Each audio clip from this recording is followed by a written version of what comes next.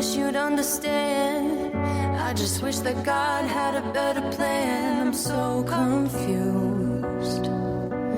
I need a redo.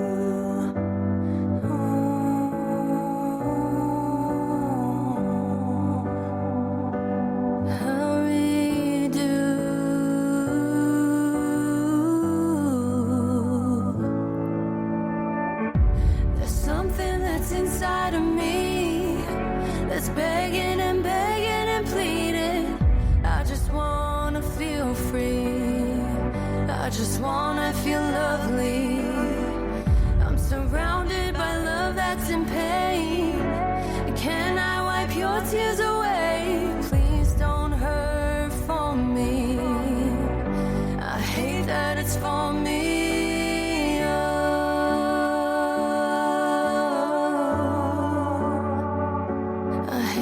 It's for me. Hi, welcome to the MS Michigan Man 64 podcast, where I am trying to spread awareness about what it is like to live with chronic disease. I have been living with multiple sclerosis for the last 28 years. I talk about my journey as well as the journey of other chronic disease warriors all over the world, just to try to help people understand what it is like to go through the diagnosis of being told that you have a chronic disease. How it affects our family, how it affects our relationships, how it affects our employment. Today, I am sitting down with an MSer that I met on TikTok. I have known Eric for quite a while now, but the thing about Eric that I want to make sure that everybody is aware that he struggles with his speech. He is a fighter. He's an MSer that has been fighting this fight since 2017, and he wanted to come on and talk about his journey. And the really, really cool thing about this interview is I also invited his wife, Neomy, who is his caregiver. So she is going to be talking to us too, just to give her side of her journey and Eric's journey. So please welcome to the podcast, Eric and Neomy. How are you both doing today? We're doing great, Brian. Thank you for having us. Oh, it's great. Yeah, I'm so jacked up that I got both of you guys on this recording because I mean it's important. It's important to hear both sides of it, and I just think it's going to be a really good thing. Like Eric, I know that you were an athlete. You're down in Texas, and you grew up. You were always a good athlete, and you were a runner. And I've heard this story many times from you. But can you kind of take us through where you were at in your life in 2017 when you got that diagnosis? What you were working. I know you worked your whole life, and just what was going on with you when you figured it out that you had to go to the doctor and find out what was going on. Well, I'm gonna tell you, how my life was always at a good point of my life. One day I fell asleep. I woke up, and from my knee to my feet, it was numb. Now I could walk, but it was numb. So I asked my wife, what should I do? And of course, she said, go to the hospital. Right. So when you went to that hospital, I mean, how did they react to you? I mean, did they right away do an MRI, or what kind of testing did they do when you went to the hospital? They did 3 days of MRIs and all sorts of tests. And then finally they told me I had multiple sclerosis. But they told me like I knew what the heck multiple sclerosis was. Yeah. Which I did not know. Yeah. I know you were 44 when you got your diagnosis. I was 27, and it was the same way for me, Eric. I mean, when they told me that you have MS, I'm like, okay, that's great. But what is MS? Because I really didn't understand what it was. Once I did figure it out, I'm like, okay, well, you're screwed. And then I realized, you know what? You're not screwed. You just gotta get an attitude. But I mean, kind of take me through how you learned after you got told that you had MS. How you learned what MS was. The first 2 years I did not. I was like, I don't have nothing. But eventually, I came to groups with a head, and I'm the person. In whatever situation you are, you have to learn how to react to it. You cannot stop the rain Right. until you do it, avoid it, or go into it. Yeah. So Yeah. you gotta do one thing I hear you, Eric. I was the same way. Once I wrapped my head around what was going on, I'm just like, okay, game on. I just got done playing football at the University of Michigan. I know what hard work is, and I talked to my neurologist, and he said, hey, Brian, you're a healthy guy. You can live the best life you can. Just don't change anything that you're doing. You might have to tweak things here and there, but you're going to figure it out. He told me that back when I was 27. You're going to figure it out, and I've lived my life ever since then. For 28 years. I ran into barriers with this disease, but I figured it out. I figured out ways to get around it, and it's not easy. It's not an easy thing, but I think all of us as an MSer, we get that diagnosis, and we just say, okay, well, it is what it is, and you figure it out eventually. You have to be mental. The MS is very mental. Yeah. So you can only adapt to what you're facing. Yep. You cannot stop the rain. Only thing you can do with the rain is to go into it or avoid it. Yep. So you have to just Yep. be okay with where you're at. Yeah, it's a lot of attitude. It's a lot of attitude, Eric. I agree with you 100%. So, Naomi, let me ask you this. Back in 2017, you guys were already married. You guys were already in a relationship. Eric is healthy. How did you understand MS, and how did you go, take us through his diagnosis and what you were going through? Well, I found out, sorry, Brian. I found out, we found out about his MS actually in our second year of marriage. You know, what was going through my mind is that, here's a healthy uh, man that I've known for years, that is, very strong and gets diagnosed with multiple sclerosis, and had no idea of what actually MS was. I was with him at the hospital when he was diagnosed, and doctors said it's caused by the lesions in the brain, and I said, okay, well, what causes this? I had a lot of questions for him, but I actually had to learn by reading up on multiple sclerosis to learn more about the actual disease itself. Right. Because Eric, when he was diagnosed, he was starting to have, you know, episodes, and then, you know, it was just something new to him and to me.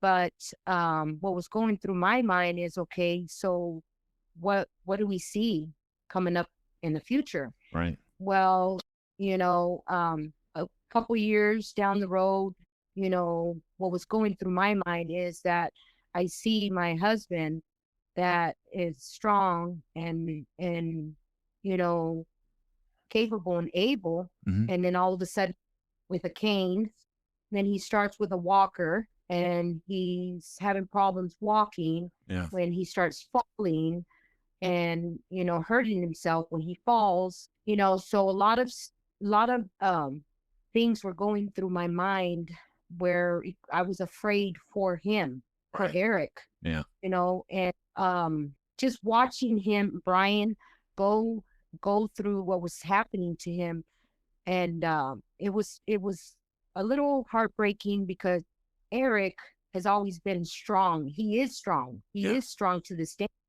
but I could see it in his eyes that, he was He's scared. seeing what was happening to his body, Yeah. where he couldn't control it. Yeah. He couldn't control what was happening. Right. And so, I started reading more about it and paying more attention to I was basically focusing on Eric more than I was myself.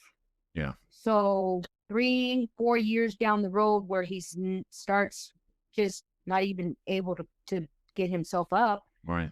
um, you know, I was putting too much of myself into the situation, where I had to learn through friends and family with a disease like Eric that he has, is sometimes you have to let him figure out also as well Right. what's happening to his body.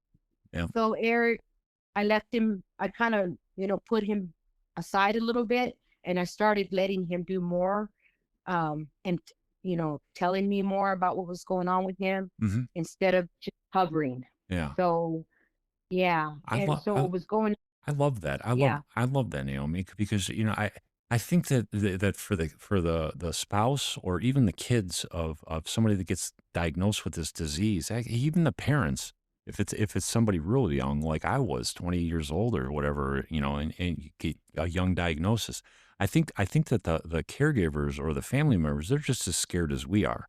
We're trying to figure it out, and we got people asking us questions all the time, like, hey, what's going on? And we don't even know how to answer it. I'm sure Eric was the same way.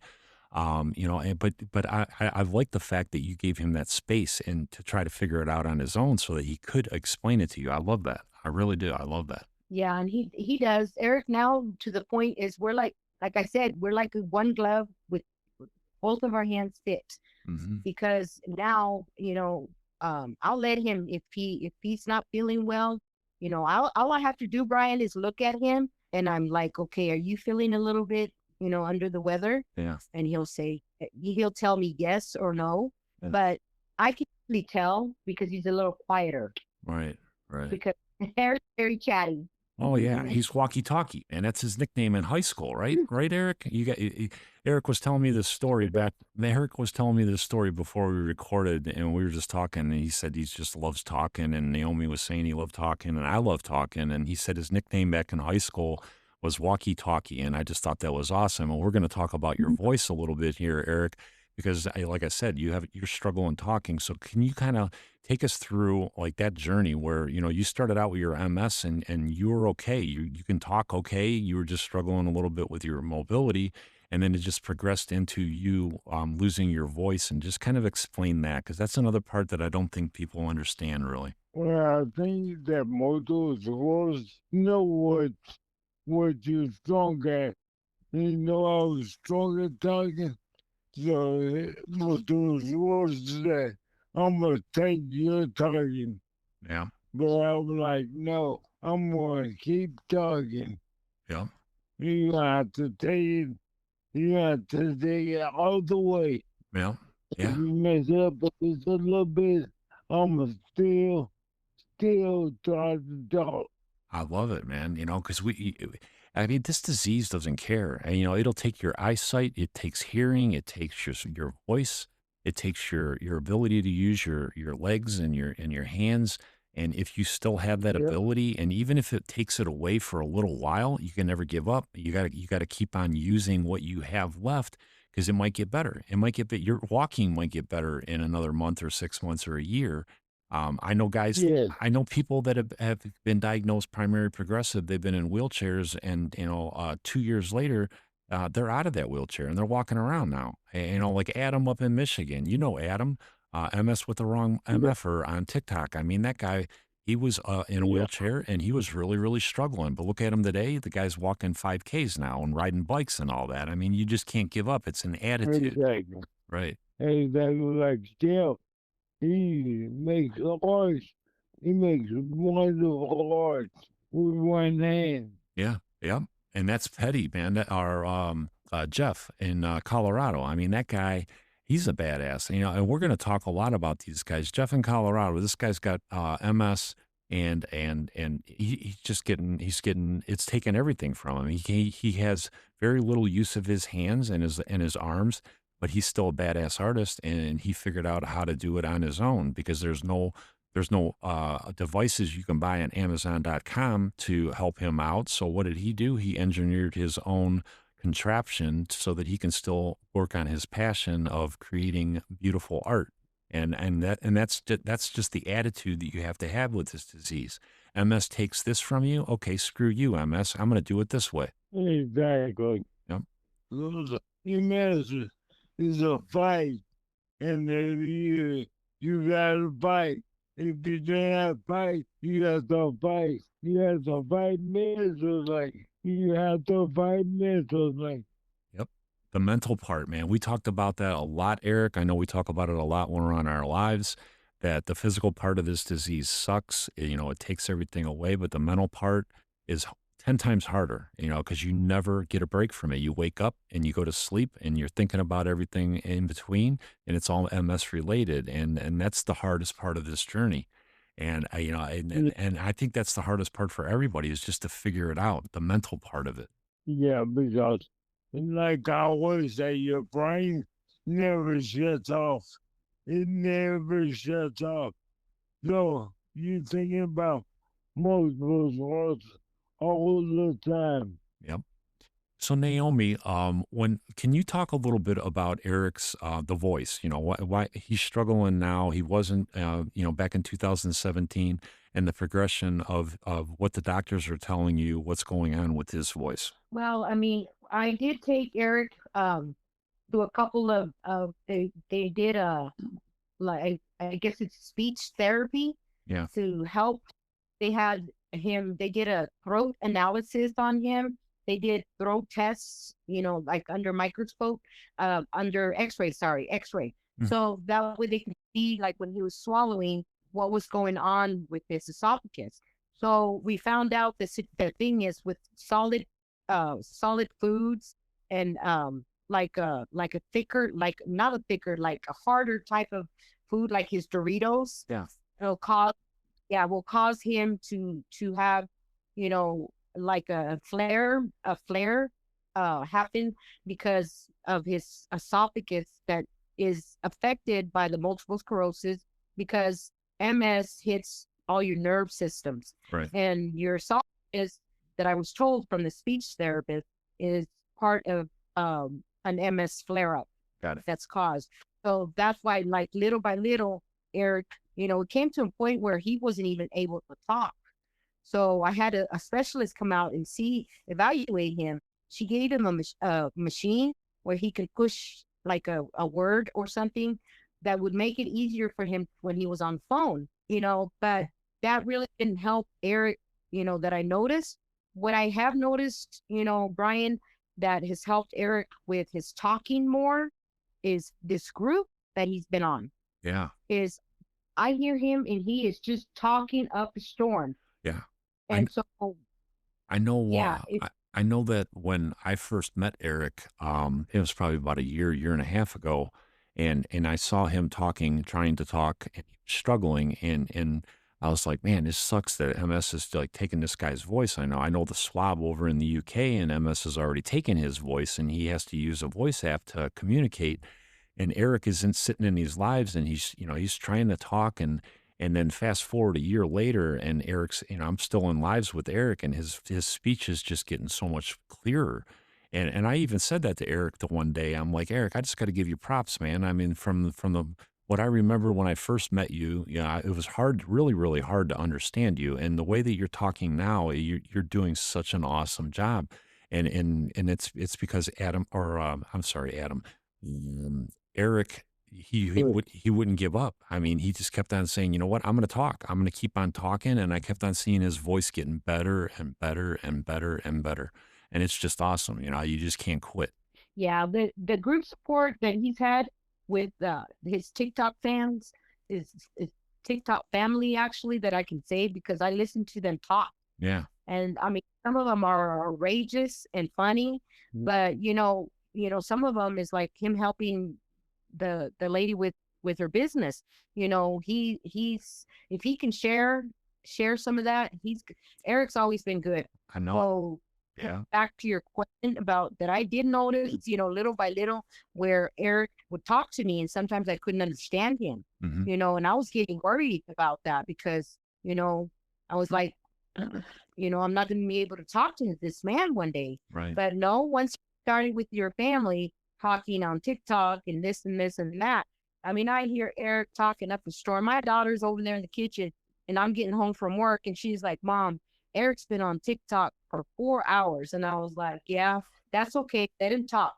The good thing is that he shares, and they all share. It's not just him.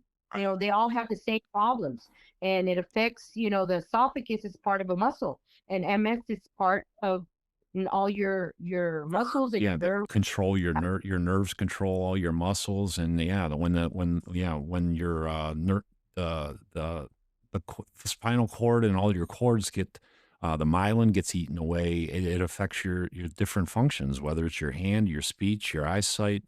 Yeah, and and you don't know what it's going to take. I mean, you can wake up the next day and it affects something else. You know, it's just Yeah. you gotta live the day for the day, right, Eric? Yeah. Yeah. Sometimes you go to sleep and wake up tired. Right? You like I had a ache in my tires, but that's most of the Yep. So every day's a fight. So every day I'm ready to fight. Yep.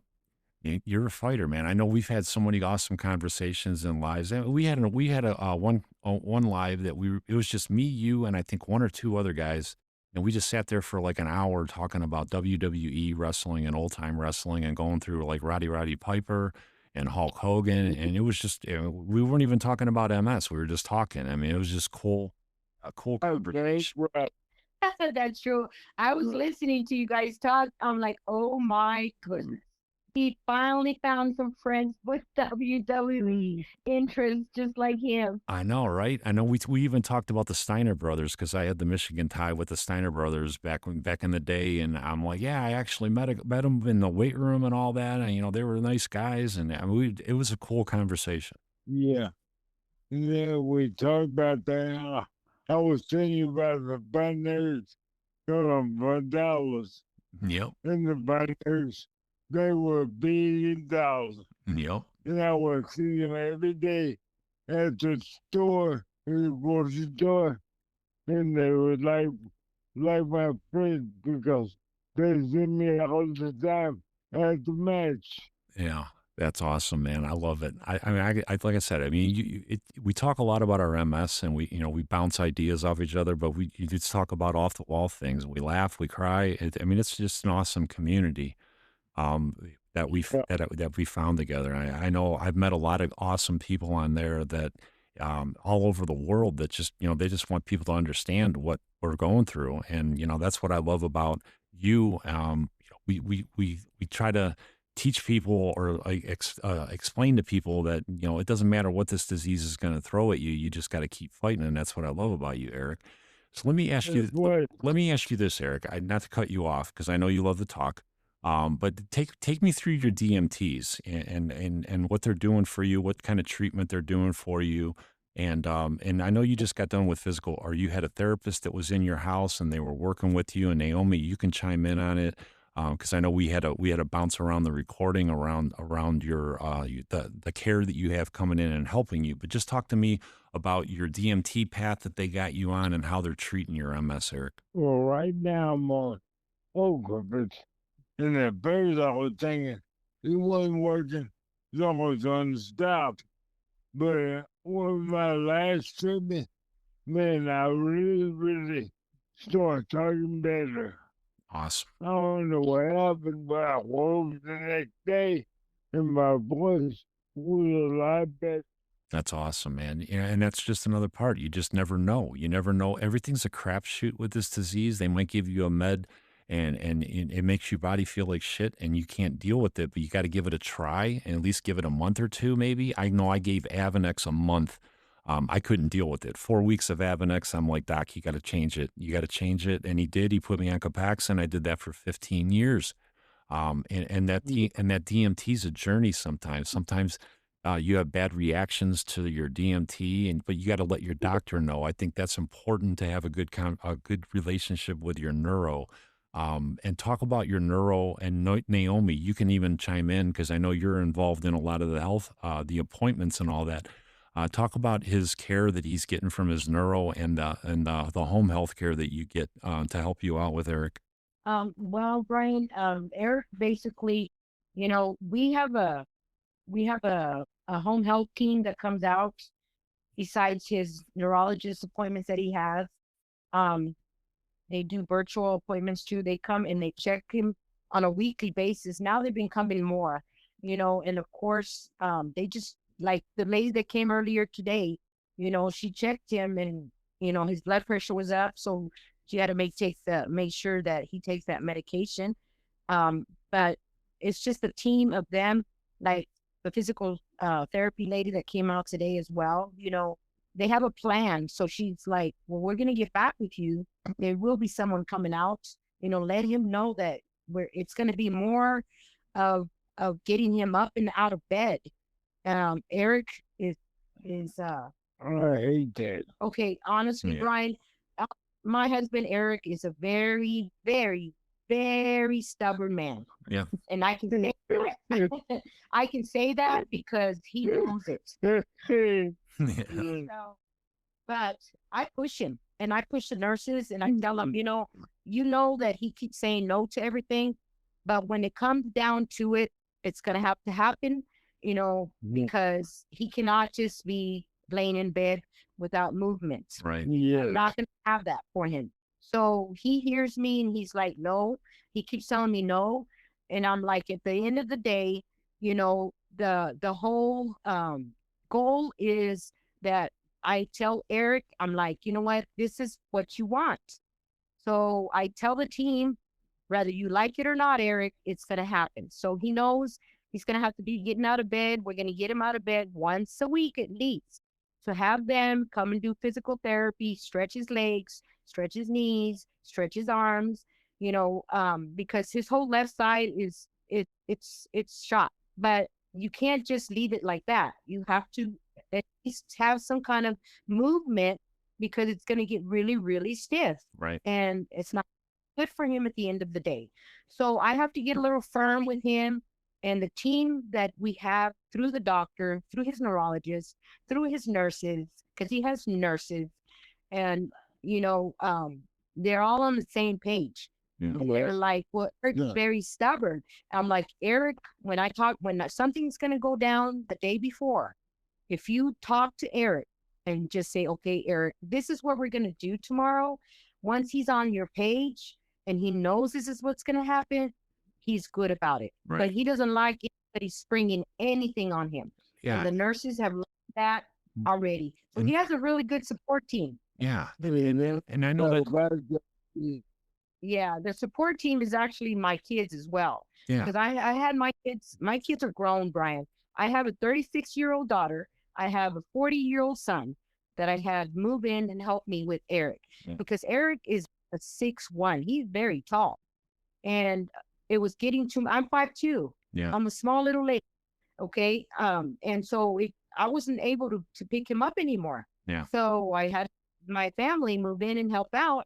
And so we set a date, like tomorrow. That's the date. And I'm saying it ahead of time. Yeah. So Eric is listening to me. We set a date. Okay, that is get out of bed day, shower day, get you clean up, get you all shaped up, all smelling good, and get everything cleaned up. And then we let Eric sit up as long as Eric will sit up. Because Eric doesn't like to sit up. But it's not good for him also not to move those muscles. Right. So I actually try to let him stay up as long as I can let him stay up. Yeah. The longest he's let him sit up in a chair is 4 hours. Got it. Before he says, okay, I want to get into bed. Yeah. So, and I love what you're saying, because this is just like, this is the team. This is a team effort. It's not one person. Eric can't do it by himself. He needs help. He needs medical professionals on his team. He needs family on his team. I mean, and it just sounds like he's got an awesome team. It's a great, great story, Neomy. yeah. She treats me like I'm a baby. Yeah, that's a good thing though. It's not a bad thing, Eric. That's not a bad thing. No. It's not. It's not, Brian. yeah. It is not. Because Eric he's very stubborn, like a child. Yeah. He wants everything his way or the highway. And I'm like, no, that's not the way it's going to happen today. Right. Today, this is going to happen. I'm off today. Get it done. We have to get it done on this day. So yeah, let's do it. Yeah. And it's everybody's coming together though, and everybody's on the same page, and it's geared towards what Eric needs, but he has to make his concessions to make sure he gets what his needs. I mean, I get it. It's like a team effort. I got the same thing going on at my place too, with my kids and my wife and my brother and his wife. And I mean, but you have to have that team, and it sometimes it's hard to build that team. Because I know people that they had a circle before their diagnosis, and then it just shrinks tighter and tighter and tighter, and you just got to kind of hand pick them and customize your team that's going to get you through the finish line at the end of the game. Yep, Yeah. now some people, they run away. Yep. They won't deal with multiple sclerosis. Yep. And I can't blame them. Yep. Yep. We talked about this. We wouldn't wish this on anybody. I mean, this disease sucks. But it's, it's not the end of the road. You still got life to live, and you still got things to see and you want to do. And it's just important to have that support, that I think that you have, Eric. And it's something important for people to hear, that we need that support. We need family to help us out. Even though we're stubborn, I'm stubborn too, and I want to be independent, and I don't want to lose that independence. But it's nice to know that we can rely on people when we need them. Yeah, when you always want the leader, it's hard to be the one that needs help when you're the leader.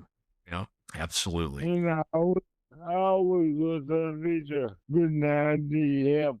Yep. Absolutely, Eric. I can sit here and talk to both of you all night long. And I know that I'll have you guys on again, because I just think that what you have to say is so important to this community, just to understand, the fact that you can lose a voice over this disease, and how you deal with it, and the mentality that you have, Eric. I mean, I just think you're a badass, man. I love talking to you anytime I see you in a live. And now that I met your wife, Neomy, and got a chance to talk to her, I love her to death too. I can't wait to meet both of you guys.